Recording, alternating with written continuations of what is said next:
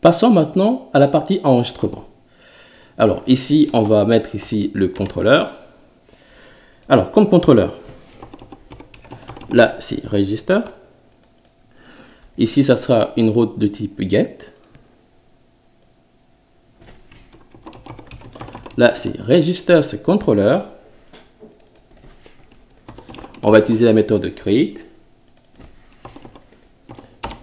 Et ici, comme nom de route, c'est register. Là, je duplique. On n'aura pas besoin de nom. Là, c'est post. Alors là, c'est pour la partie enregistrement de compte. Et là, on va utiliser la méthode store. Alors, pour commencer, je vais aller dans le contrôleur registers controller.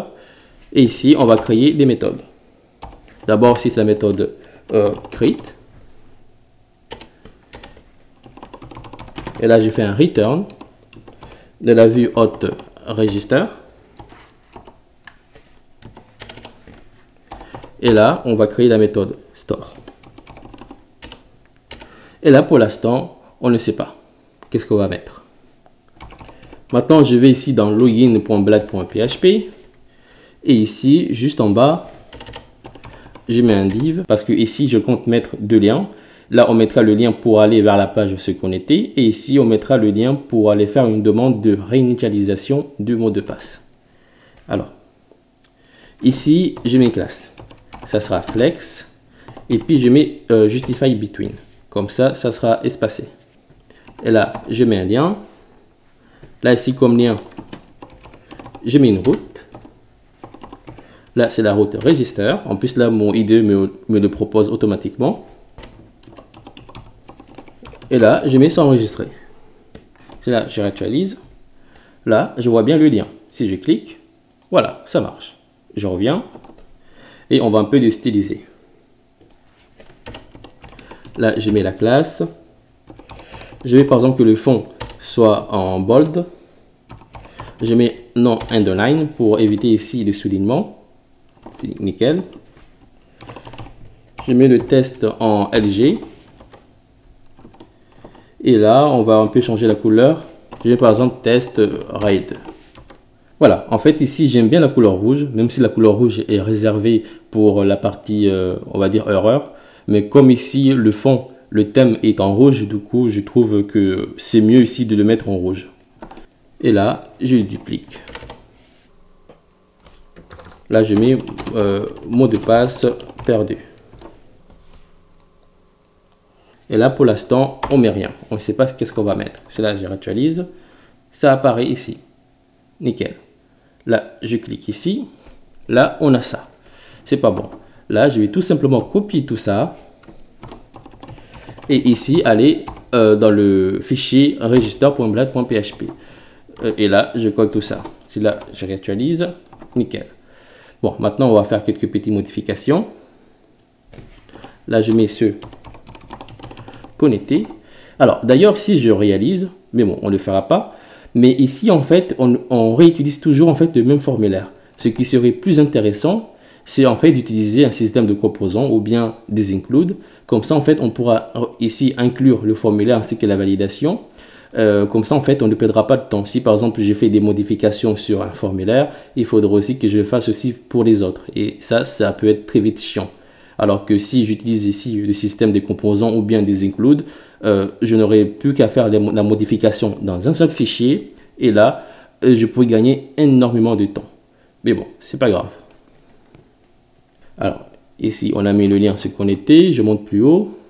Et là, je mets sans enregistrer.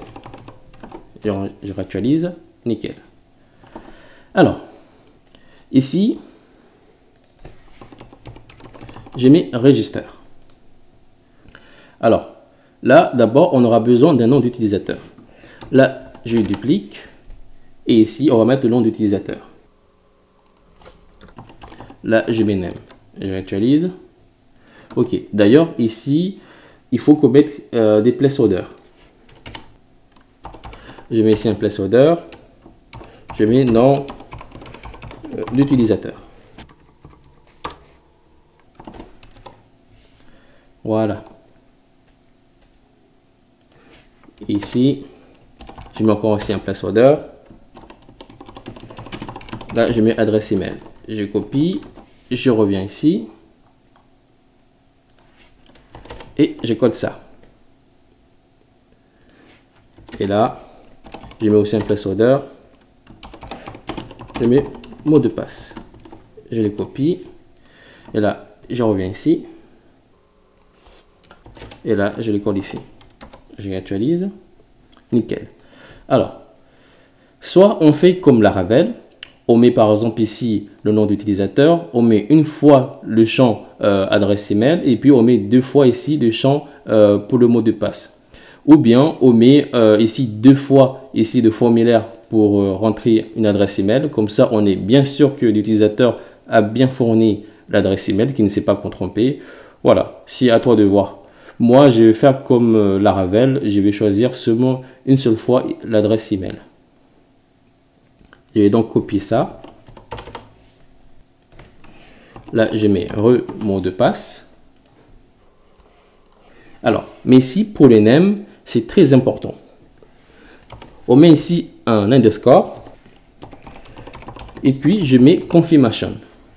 Comme ça, en fait, Laravel, en fait, avec le système de validation, je pourrais lui dire que j'aimerais ici qu'il vérifie à la fois le mot de passe ainsi que le mot de passe confirmation pour vérifier si les deux se ressemblent.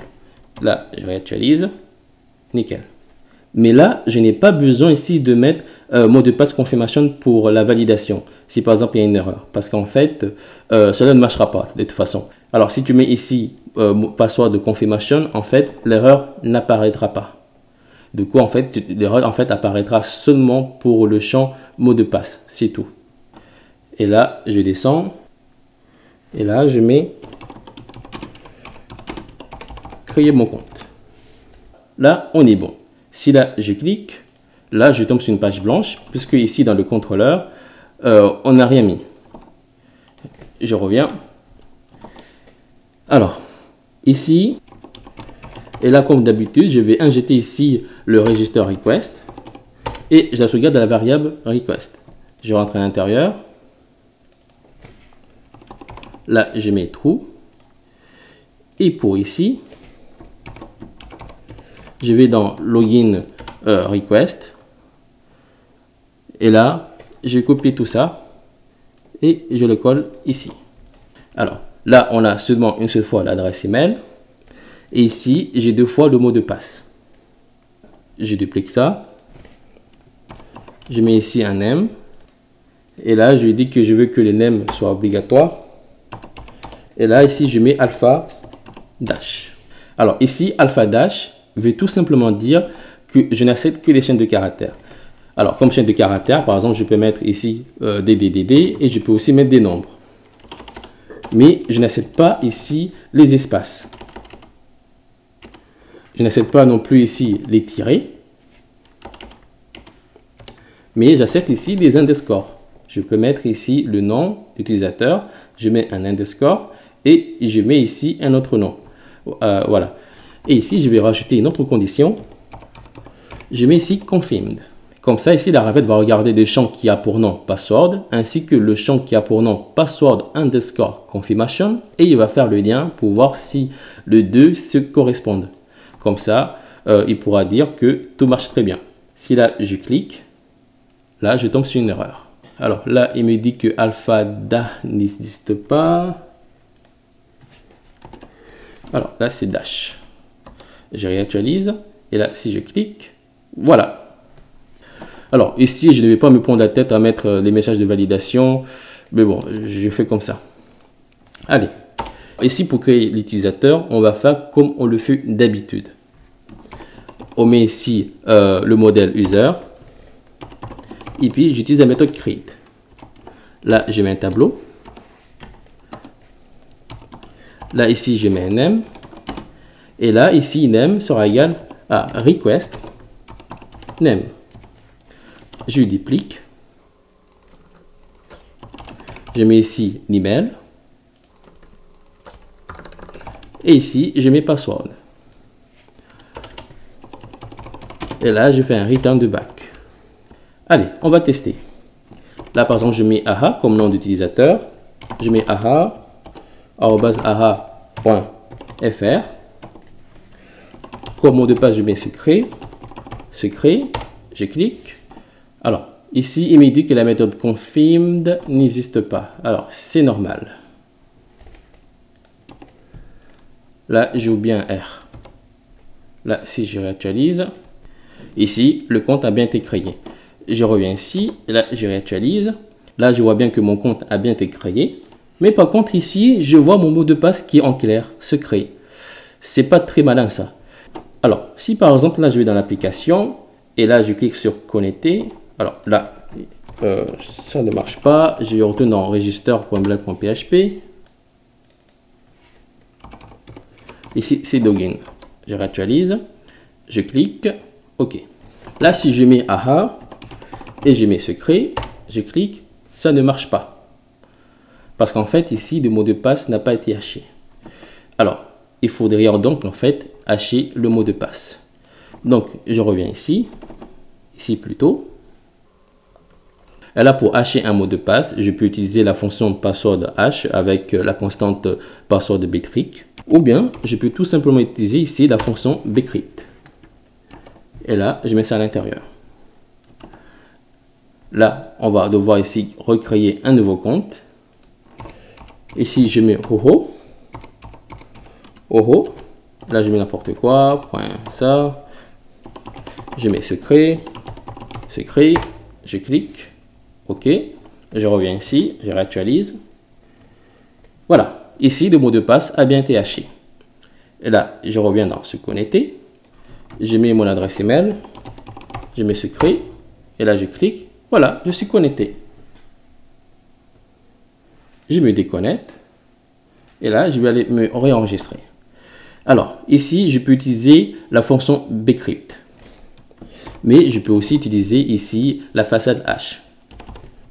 Je mets 2 points, 2 points. Et là, je mets make. Et comme c'est une façade, on met toujours ici un anti-slash.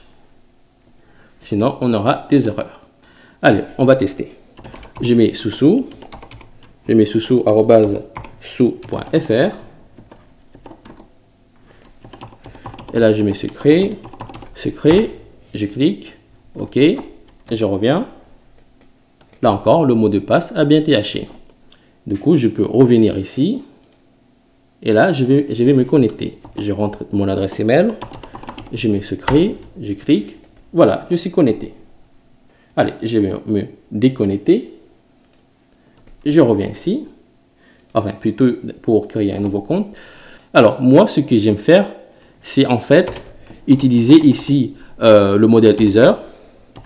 Je mets create. Et là, je vais tout simplement ici utiliser request et all. Mais ici, le problème, Laravel va me créer le compte sans aucun problème, mais il ne va pas en fait me hacher le mot de passe. Il faudrait trouver un moyen pour dire à Laravel, lorsque on va créer un compte ou bien mettre à jour un compte, ici, il faudrait que le password soit automatiquement haché. Et pour ce faire, je vais aller ici dans le modèle user. Et là, on va encore utiliser des setters. Pour utiliser des setters, je mets public, je mets set. Et là, je mets password. Puis, je mets attribute. Et là, je passe en paramètre ici le mot de passe. Comme ça, si là, j'ai créé un nouveau compte, ou bien je mets à jour mon compte, et que ici, j'ai rentré mon mot de passe, Laravel va automatiquement me récupérer l'information qui est saisie dans le champ qui a pour nom password, et il va me hacher automatiquement le mot de passe avant de l'enregistrer dans la base de données. Pour cela, je mets un vis, je mets attribute, là, je mets password, puisque ici, je veux garder en fait dans la colonne password pour hacher le mot de passe. Je mets un anti-slash, je mets la façade hash, 2 points, 2 points, et je mets ici la méthode make. Et là, je vais tout simplement ici mettre password qui est passé en paramètre. Voilà, comme ça, je suis tranquille. Je peux donc revenir ici, et là, je vais ici les commenter. Allez, on va retester. Là, je mets nana. Ici, je mets nana. @nana.fr. Je copie mon adresse email. Je mets secret. Secret. je clique, OK, je reviens ici et je réactualise. Et là, mon mot de passe a automatiquement été haché. Et je peux donc ici me connecter. Je mets mon adresse email, je mets secret, je clique et voilà, ça marche. Et là, tu remarques ici la puissance des setters. On peut facilement, grâce aux setters, automatiser les choses. On n'a même pas besoin de se prendre la tête. Du coup, là, je peux enlever ça. Et là, tu vois que c'est ultra facile.